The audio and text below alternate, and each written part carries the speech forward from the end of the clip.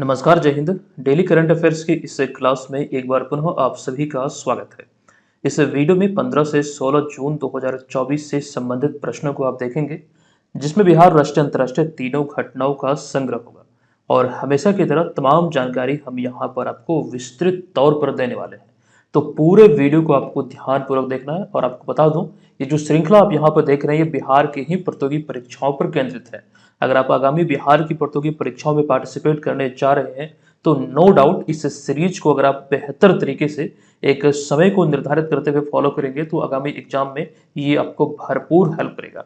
एक खास बात यहाँ पर ये ध्यान रखेंगे, अगर पिछला क्लास आपका छूट चुका है तो पिछले क्लासेस के वीडियो को आप लोग जरूर देखिएगा। और इसके अतिरिक्त Bihar special monthly current affairs का संग्रह भी आपको मिल जाएगा मंथली करंट अफेयर्स सेक्शन में। आप वहां पर जाके तमाम वीडियोस को देखिए, आपको दोबारा कहीं से भी खास करके बिहार करंट अफेयर्स पढ़ने की बिल्कुल आवश्यकता नहीं है। चलिए, अब यहाँ पर हम सेशन की शुरुआत करते हैं। हम आ चुके हैं पिछले वीडियो के प्रश्न पे। ये प्रश्न आपसे पूछा गया था कि 18वें लोकसभा चुनाव 2024 के दौरान कुशल नेतृत्व के लिए बिहार के कितने पुलिस कर्मियों व पदाधिकारियों को सम्मानित किया गया। आपको इसके बारे में बतलाया गया था। राइट आंसर होगा विकल्प नंबर डी, यानी कि 118। अच्छा, 18वां लोकसभा चुनाव 2024 को लेकर ये वाला वीडियो हमने आपको दिया है। आप लोग टॉपिक स्टडी के अंतर्गत जाके इस वीडियो को जरूर देख लीजिएगा। और बीएम ऑनलाइन लर्निंग ऐप के माध्यम से आप चाहें तो इसका पीडीएफ फाइल को आप निःशुल्क डाउनलोड भी कर सकते हैं। रिसेंटली जितने भी पीडीएफ अभी खास करके कर सकते हैं जारी हुए हैं, वो तमाम पीडीएफ फाइल को आप एप्लीकेशन के माध्यम से प्राप्त कर सकते हैं। चलिए, अब यहाँ पर हम सेशन की शुरुआत करते हैं आज के इस वीडियो के पहले प्रश्न से। ये पहला प्रश्न है कि बिहार विधान परिषद के सभापति कौन है जिन्होंने हाल ही में अपने पद से इस्तीफा दिया है। तो इसका राइट आंसर होगा विकल्प नंबर सी, यानी कि देवेश चंद्र ठाकुर, जो कि जदयू से थे। तो विकल्प नंबर सी यहाँ पर इस प्रश्न का राइट आंसर है। आपको बता दूं कि बिहार विधान परिषद के सभापति देवेश चंद्र ठाकुर ने अपने पद से इस्तीफा दिया है। यहाँ पर इन्हें आप इस तस्वीर के माध्यम से देख सकते हैं। उन्होंने अपना इस्तीफा सदन के उप सभापति रामचंद्र पूर्वे, जो कि राजद से हैं, इनको उन्होंने अपना खास करके इस्तीफा सौंपा है। और आपको ध्यान रखना, साथ ही उन्होंने विधान परिषद की सदस्यता से भी इस्तीफा दे दिया। तो ये सारी बातें कुछ इनसे संबंधित है। ये नाम जरूर ध्यान रखिएगा। ये अब तक बिहार विधान परिषद के सभापति थे जिन्होंने इस्तीफा दिया है।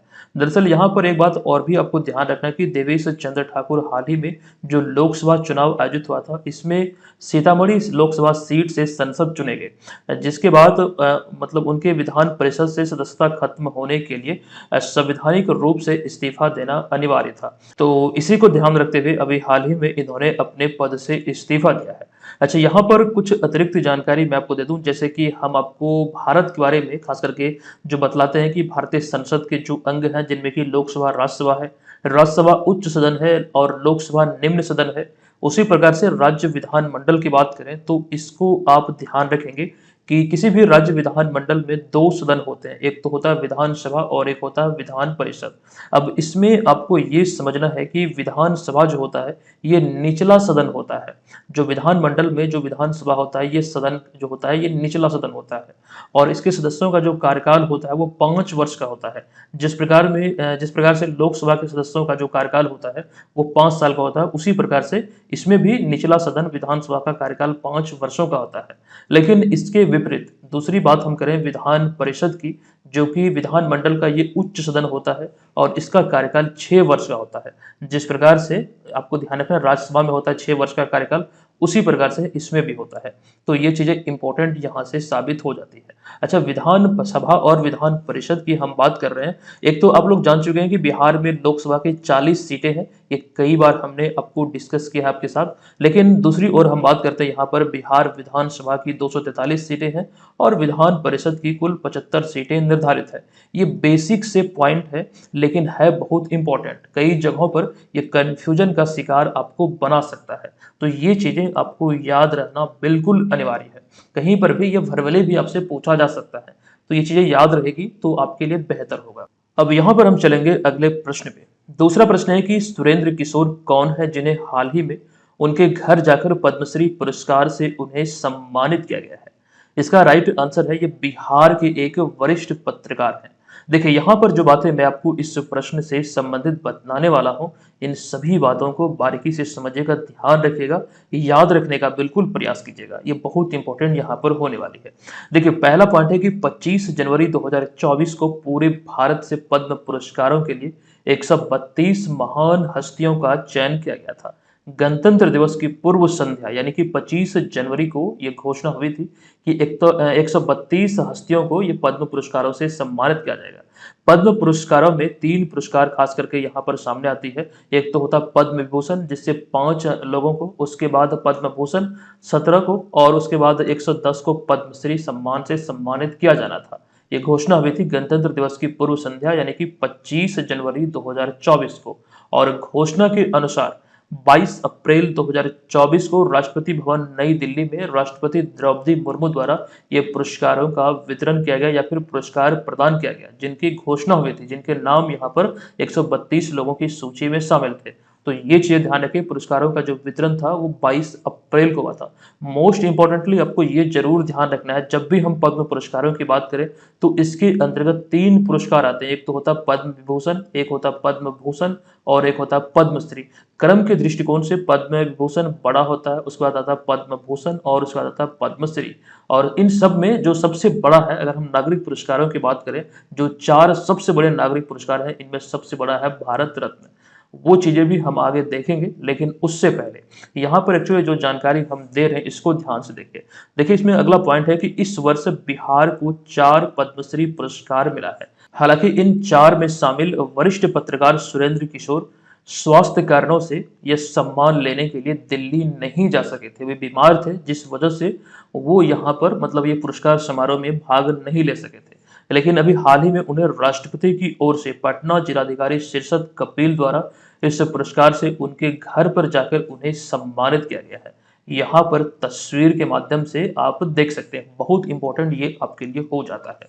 अच्छा, इनके बारे में एक पॉइंट ये भी ध्यान रखना है कि सुरेंद्र किशोर का जन्म 2 जनवरी 1947 को सारण जिले के एक किसान परिवार में हुआ था। ये इंपॉर्टेंट है, ये कौन से जिले के रहने वाले हैं, तो सारण जिले के रहने वाले हैं और यहीं पर एक किसान परिवार में इनका जन्म हुआ था। अच्छा, यहाँ पर नजर डालिएगा, हमने एक शब्द प्रयोग किया है 4 पद्मश्री पुरस्कार जो कि बिहार को मिला है। इसको आप इस स्लाइड के माध्यम से विस्तार से देख सकते हैं। एक तो ये जानकारी अभी हम आपको दे चुके हैं कि 132 हस्तियों को पूरे भारत से सम्मानित किया गया है, या किए जाएंगे नहीं बल्कि किया जा चुका है अब। और यहाँ पर आपको ध्यान रखना है, बिहार को जो नागरिक पुरस्कार मिले, एक तो आपको ध्यान रखना है कि भारत रत्न तो कर्पूरी ठाकुर को सामाजिक कार्य के लिए मिला ही है, लेकिन यहाँ पर हम बात कर रहे हैं पद्म पुरस्कारों की, तो 3 मतलब इसमें कैटेगरी है, एक पद्म भूषण और पद्म विभूषण, साथ साथ पद्मश्री। तो इसमें आपको ध्यान रखना है, पद्म विभूषण से बिंदेश्वर को सम्मानित किया गया, पद्म भूषण से चंद्रेश्वर प्रसाद ठाकुर को, और इसके अतिरिक्त पद्मश्री में जो 5 नाम शामिल है, इनमें अशोक कुमार विश्वास, सुरेंद्र किशोर, राम कुमार मल्लिक, शांति देवी पासवान और उनके पति शिवम पासवान। भले ही इसमें 5 नाम शामिल है, लेकिन जो पुरस्कारों की संख्या वो 4 ही है। ये चीजें मैं आपको बार बार इसलिए भी बतला रहा हूं क्योंकि 2023 में जब बिहार के 3 महान हस्ती को पद्म पुरस्कार से सम्मानित किया गया था, जो कि तीनों के तीनों पद्मश्री ही था, उनमें सुभद्रा देवी जो कि पेपर मेसी कला से संबंधित है, वो प्रश्न आपके 69th बीपीएससी प्रीलिम्स में पूछा गया था। इसलिए चीजें हम आपको यहाँ पर बतलाते रहते हैं। ये नाम के अतिरिक्त आपको ये जरूर ध्यान रखना है कि किस क्षेत्र में उनके उत्कृष्ट कार्य के लिए उन्हें सम्मानित किया गया। जो ब्रैकेट में हमने यहाँ पर लिखा है, ये चीजें इंपॉर्टेंट आपके लिए हो जाती है। अच्छा, यहाँ पर जो आपको नाम दिख रहा है अशोक कुमार विश्वास, जो कि टिकुली कला के लिए सम्मानित किया गया, तो अशोक कुमार विश्वास को टिकुली कला का भीष्म पितामह कहा जाता है। ये चीजें ध्यान अवश्य रखिएगा। अच्छा, कर्पूरी ठाकुर को लेकर 1-2 बात जरूर आपको ध्यान रखना है कि इन्हीं के कार्यकाल में, हालांकि ये 2 बार बिहार के मुख्यमंत्री बने, जब दूसरी बार 1977 में बिहार के मुख्यमंत्री बने थे, तो इन्हीं के कार्यकाल में ये पहली बार 1977 में शराबबंदी बिहार में लागू हुआ था। हालांकि ये ज्यादा दिन नहीं चल पाया, 1979 में इस कानून को भंग कर दिया गया।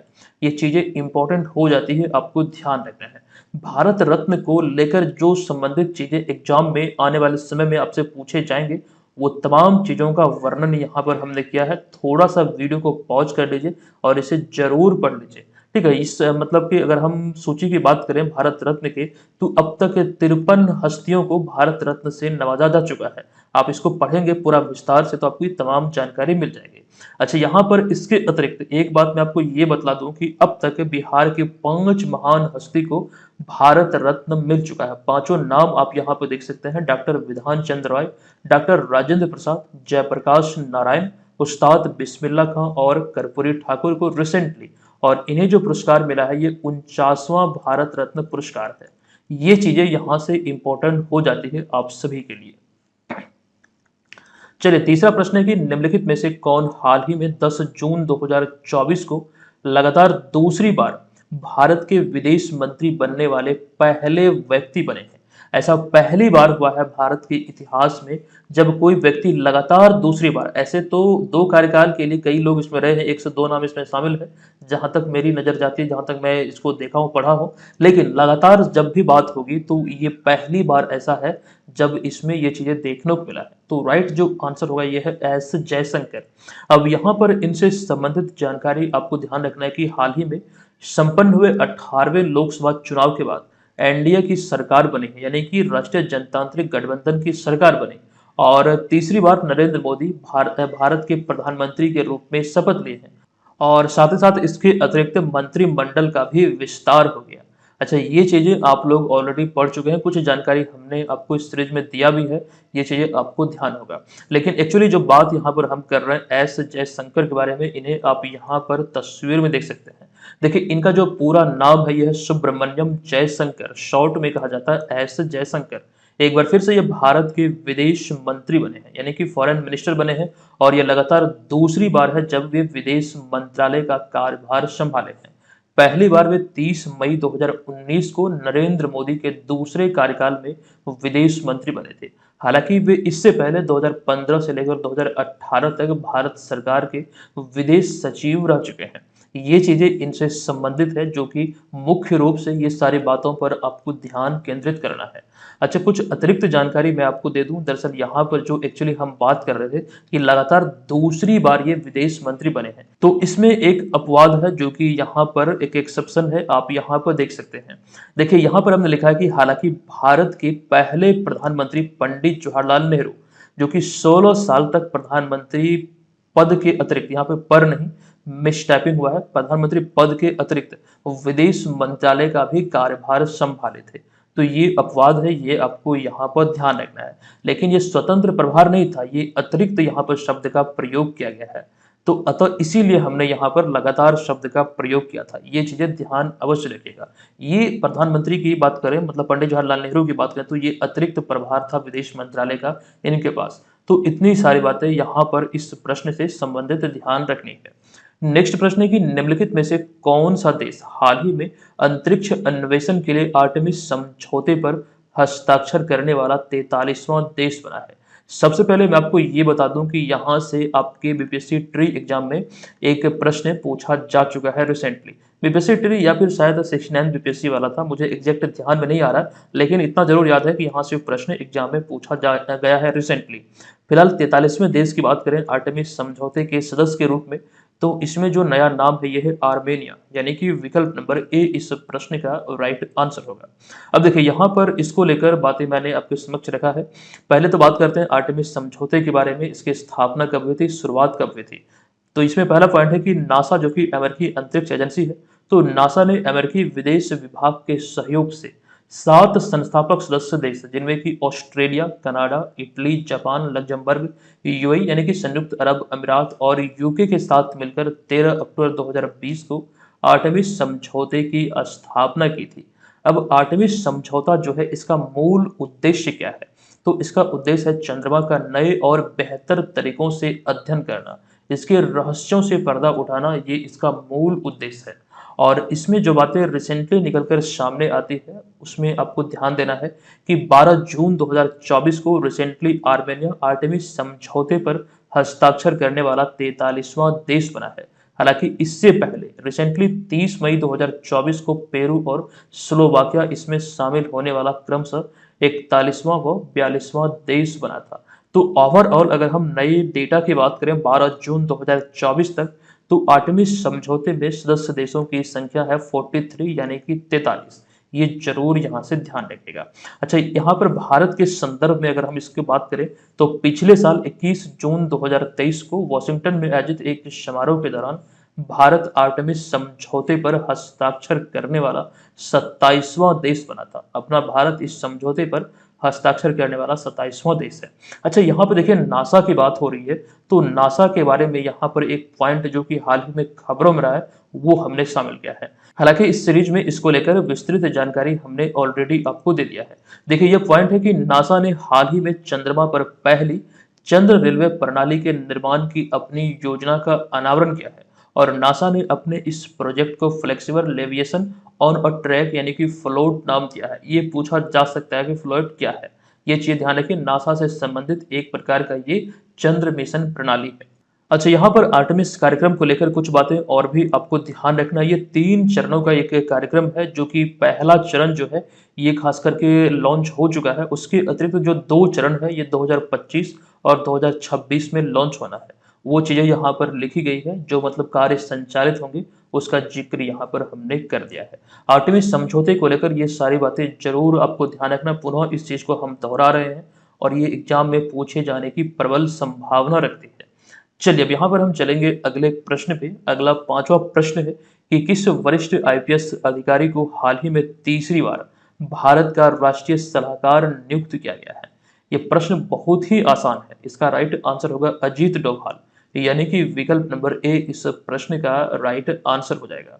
अच्छा, अगले प्रश्न पे जाने से पहले एक जानकारी आप सबों को दे दूं। रिसेंटली जितने भी पीडीएफ लॉन्च हुए हैं आप सभी लोग बीएम ऑनलाइन लर्निंग ऐप के माध्यम से इसे प्राप्त कर सकते हैं। जितने लोग एप्लीकेशन पे बने हुए हैं, किसी प्रकार की कोई दिक्कत होती है पीडीएफ को नोट्स को ढूंढने में, तो हमसे संपर्क जरूर कीजिएगा। जो हमारा हेल्पलाइन नंबर है उस पर कॉल कीजिएगा। व्हाट्सएप पे भी आप हमें कॉल कर सकते हैं, व्हाट्सएप पे मैसेज भी कर सकते हैं, तो वहां पर आपको पूरा गाइड किया जाएगा। अच्छा, जो लोग अभी तक मेंबरशिप नहीं ले पाए हैं, ये आपके पास एक सुनहरा अवसर है। बेहतर प्रिपरेशन के लिए आप एप्लीकेशन को जरूर डाउनलोड कीजिए। कहीं पर भी आपको भटकने की आवश्यकता नहीं है। रिसेंटली एक वीडियो हमने अपडेट किया है, जनवरी से मई 2024 तक का Bihar special top selected current affairs का यह संग्रह है, जो चुनिंदे प्रश्न है जो एग्जाम में पूछे जा सकते हैं। इसमें तकरीबन 100 प्रश्न को शामिल किया गया है, लगभग 100 प्रश्न है और सभी प्रश्नों को मिलाकर देखें तो 800 से अधिक फैक्ट की जानकारी इस वीडियो में आपको मिल जाएगी। केवल ये वीडियो आपके लिए पर्याप्त है आगामी बिहार की प्रतियोगी परीक्षाओं के लिए। दूसरा कोई भी वीडियो, कोई भी नोट्स कहीं से भी बिल्कुल पढ़ने की आवश्यकता नहीं है। ये तकरीबन 5 घंटे का वीडियो है। आप लोग 5 घंटा समय देकर इस वीडियो को जरूर देख लीजिएगा। नो डाउट ये हमारा आपसे वादा है कि आप 100% बिहार करंट अफेयर्स के जो 5 से 7 प्रश्न है आपके 70वीं बीपीएससी एग्जाम में या फिर किसी और एग्जाम में पूछे जाएंगे, तो वहां पर सभी प्रश्न आप आसानी से हल करके आएंगे। ये जरूर ध्यान रखिएगा, क्योंकि इसमें हमने वो सारी घटनाओं को शामिल किया है जो खास करके खबरों में रहा है। इसकी खास बात यहाँ पर यह है कि जो जानकारी हम इस वीडियो में आपको दिए है वो पूरा का पूरा विस्तृत तौर पर दिया गया है, यानी कि वो सारी पॉसिबिलिटी के बारे में हमने इसमें चर्चा किया है जहां से एग्जाम में प्रश्न पूछे जा सकते हैं। अभी बीपीएससी का बदलता हुआ पैटर्न यही कह रहा है कि जो चीजें खबरों में है तो उनसे मिलते जुलते सारे फैक्ट को पढ़िए, तभी जाके आपको एग्जाम में सफलता मिलेगी। तो ये वीडियो में उस तरह की चीजें आपको मिलेगी। चलिए अब यहाँ पर हम आ चुके हैं छठे प्रश्न पे। ये प्रश्न है कि किसके द्वारा हाल ही में 2025 को क्वांटम विज्ञान और प्रौद्योगिकी का अंतरराष्ट्रीय वर्ष घोषित किया गया है। तो राइट आंसर होगा विकल्प नंबर सी, यानी कि संयुक्त राष्ट्र महासभा के द्वारा।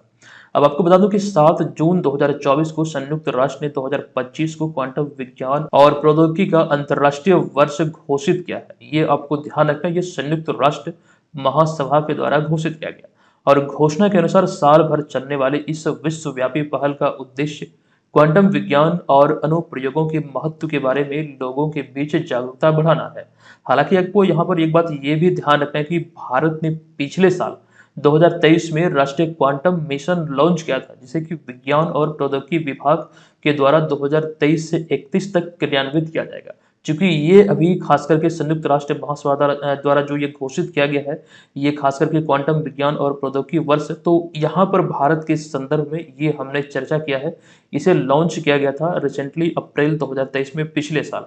जो कि आपको ध्यान रखना है, department of science and technology, जो कि भारत सरकार के द्वारा ये 2023 से 31 तक संचालित किया जाएगा या फिर क्रियान्वित किया जाएगा।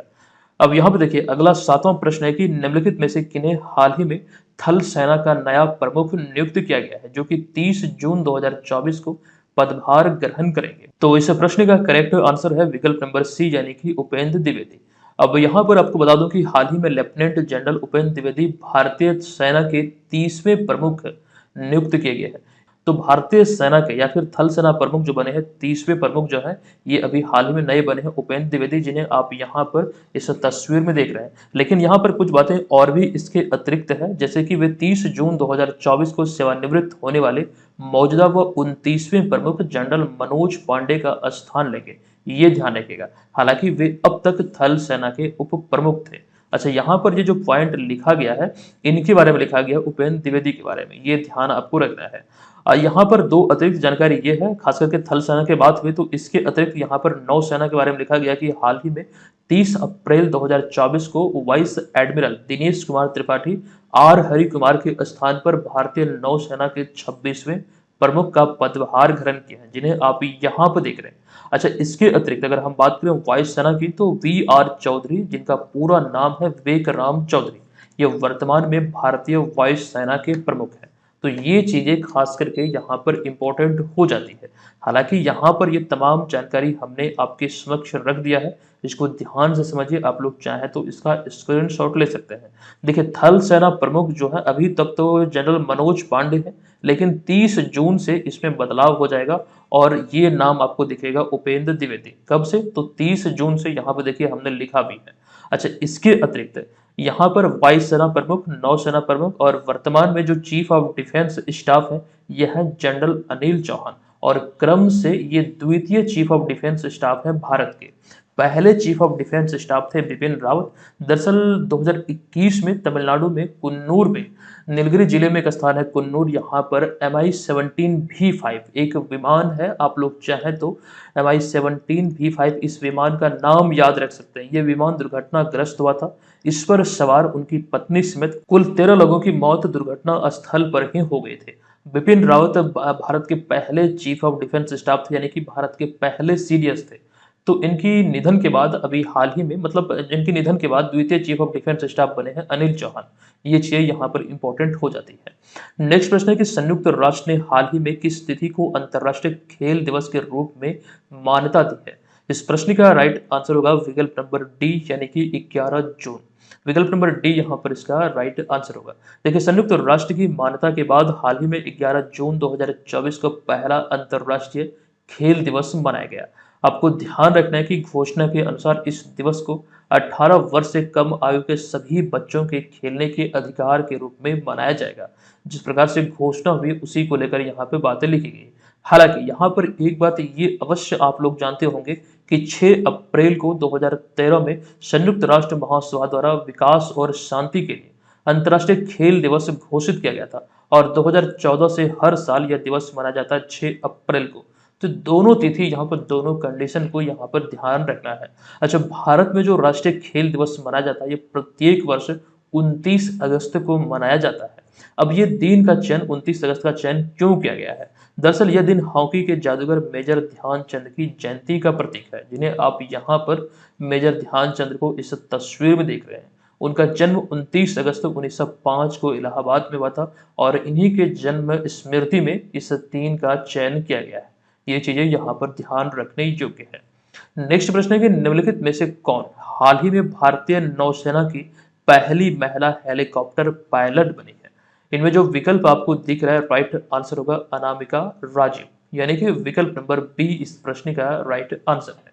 हाल ही में सब लेफ्टिनेंट अनामिका राजीव भारतीय नौसेना की पहली महिला हेलीकॉप्टर पायलट बनी है, जो आप यहाँ पर इन्हें तस्वीर में देख रहे हैं।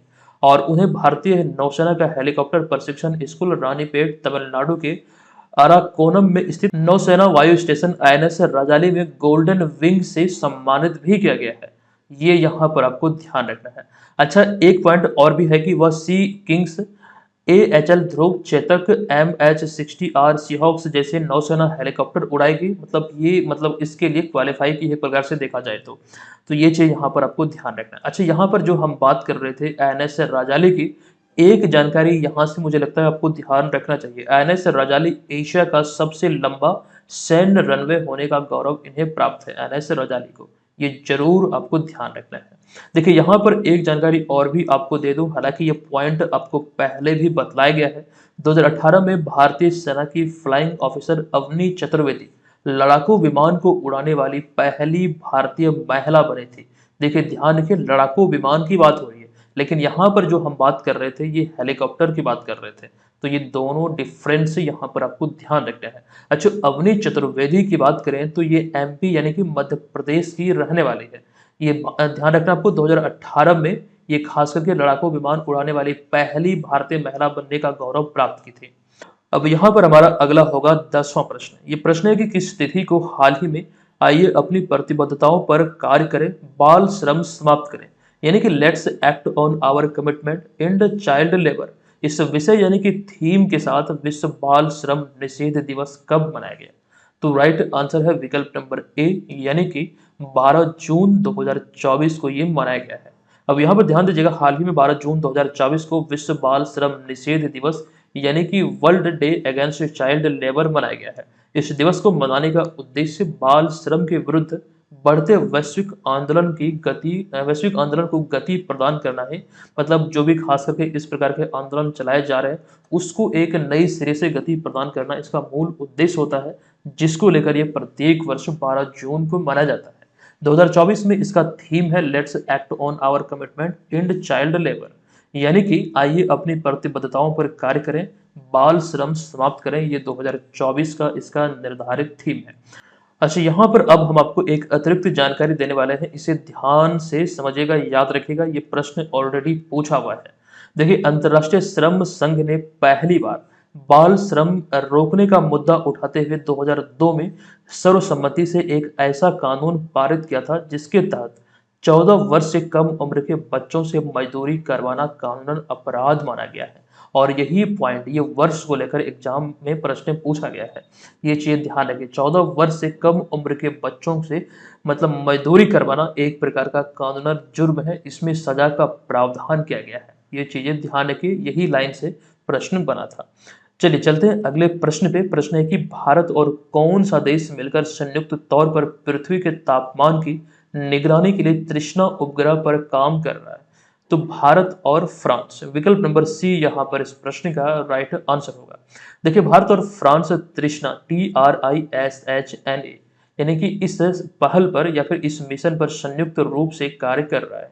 और इस पर दोनों देशों की जो अंतरिक्ष एजेंसी है, दोनों देश की जो अंतरिक्ष एजेंसी है, क्रमशः भारतीय अंतरिक्ष अनुसंधान संगठन यानी कि इसरो जो कि भारत की है, और इसके अतिरिक्त जो फ्रांस की जो अंतरिक्ष एजेंसी है, ये राष्ट्रीय अंतरिक्ष अध्ययन केंद्र यानी कि CNES, संयुक्त तौर पर यह कार्य कर रही है। और इस कार्य का जो उद्देश्य है, उच्च गुणवत्ता वाले थर्मल इंफ्रारेड इमेजिंग सैटेलाइट तृष्णा के जरिए पृथ्वी की सतह की निगरानी करना है। इसी पर ये कार्य हो रहा है। ठीक है, ये चीजें फिलहाल यहाँ से ध्यान रखिए। कुछ बातें और भी अगर यहाँ से निकलकर सामने आती है तो वो चीजें अवश्य हम आपको बतलाएंगे। फिलहाल इतनी बातें हैं, चलते अब अगले प्रश्न पे। ये प्रश्न है कि प्रत्येक वर्ष किस तिथि को दुनिया भर में विश्व रक्तदाता यानी विश्व रक्तदाता दिवस यानी कि वर्ल्ड ब्लड डोनर डे मनाया गया है? तो रिसेंटली अभी हाल ही में 14 जून को मनाया गया। विकल्प नंबर बी इस प्रश्न का राइट आंसर है। चलिए, अब यहाँ पर हम आज के इस वीडियो के प्रश्न पे प्रश्न है कि मोदी कैबिनेट के नए मंत्रिमंडल का विस्तार हाल ही में हुआ है। बताएं कि इस बार बिहार से कितने केंद्रीय मंत्री व राज्य मंत्री बनाए गए हैं? इसका आंसर आप सभी को कमेंट बॉक्स में लिखना है। तमाम जानकारी ऑलरेडी आपको दी जा चुकी है। ठीक है, और BPSC कोर्स को जो लोग ज्वाइन करना चाहते हैं, एप्लीकेशन को BM ऑनलाइन लर्निंग ऐप को प्ले स्टोर से डाउनलोड कीजिए। समय नजदीक है, 30 सितंबर को आपका 70वीं BPSC एग्जाम आयोजित होना है। इसके माध्यम से आप बेहतर प्रिपरेशन कर सकते हैं। इसमें जो टेस्ट सीरीज हम आपको दे रहे हैं इसकी संख्या 130 से अधिक है, जिसमें आपको 40 फुल लेंथ टेस्ट मिलेगा। आप चाहें तो एप्लीकेशन से दीजिए या फिर एप्लीकेशन का जो आईडी पासवर्ड है इसी से, जो हमारा वेबसाइट है bpscmaker.com, यहाँ पर आप जाके रियल टाइम टेस्ट का फील ले सकते हैं, जो कि बहुत अच्छी तरीके से आपकी तैयारी का आकलन करेगा। जो लोग इच्छुक हैं जरूर ज्वाइन कीजिएगा, निश्चित तौर पर ये आपके लिए बहुत फायदेमंद होने वाली है। करंट अफेयर्स का पूरा मटेरियल और इसके अतिरिक्त बिहार जीके सिलेबस आधारित notes, sectional test, previous year paper, ये चीजें आपको इस कोर्स में मिलेगी। जो लोग इच्छुक हैं जरूर ज्वाइन कीजिए, निश्चित तौर पर ये बहुत ही हेल्पफुल आपके लिए होने वाली है। एक बार पुनः बता दूं, यही कोर्स है जो आपको परचेज करना है। चलिए मिलते हैं नेक्स्ट वीडियो में, तब तक के लिए धन्यवाद। जय हिंद।